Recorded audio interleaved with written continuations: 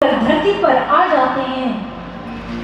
हम जैसे साधारण लोग उस आनंद का इतना सा हिस्सा चखते हैं, और वो तो कितना चखते होंगे।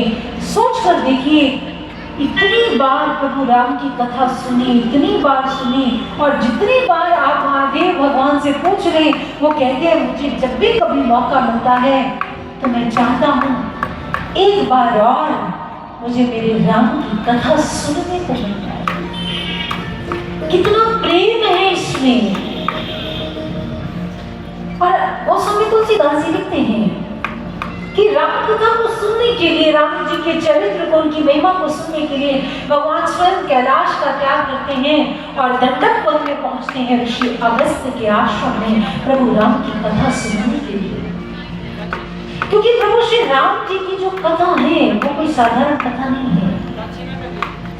तुलसीदास जी ने प्रभु राम जी की कथा की कितनी महिमा गा दी, अनंत महिमा गाई है उन्होंने कहा, राम कथा शशि किरण समाना, संत चकोर कर ही जही पाना। कहते राम कथा क्या है? चंद्रमा की तो किरण है, एक ऐसी किरण जिसका पान संत करते हैं चकोर बनकर। सोच कर देखे, कोई तो बात है इस कथा में कि संत दिन रात प्रभु महिमा सुनना चाहते।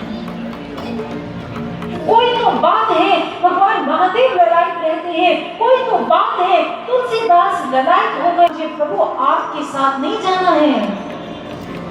क्योंकि वैकुंठ में आप तो मिल जाएंगे, लेकिन आपकी चर्चा नहीं मिलेगी, आपकी लीलाएं सुनने को नहीं मिलेगी, आपकी महिमा सुनने को नहीं मिलेगी।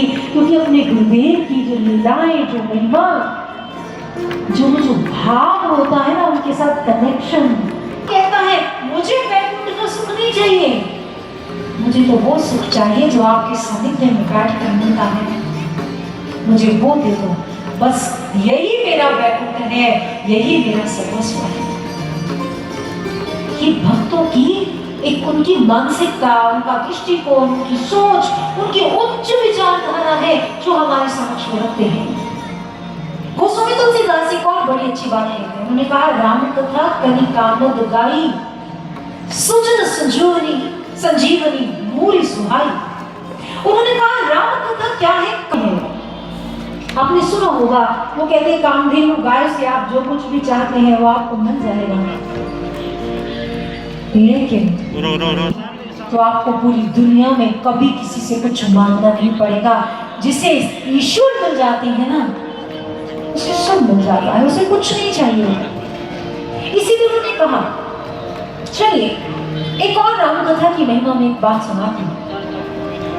और आज वही राम कथा आपके समक्ष लेकर उपस्थित हुए हैं। आप कहेंगे ऐसी कोई विशेष बात है, हम तो अपने जीवन में बड़ी राम कथाएं सुनते हैं। आप टीवी ऑन करें, आपको हजारों हजार अलग अलग भिन्न भिन्न प्रकार से वक्त आएंगे जो आपको प्रभु राम की कथा सुनाएंगे। तो भिन्नता क्या है? चलिए इस भिन्नता को समझते हैं। मैं आपको एक बात प्रारंभ में कह देना चाहूंगी। दिव्य ज्योति जागृति संस्थान की ओर से आपको प्रभु श्री राम के बारे में बताने नहीं आई है। आप इधर आओ भाई, आप ध्यान दीजिएगा इस बात से।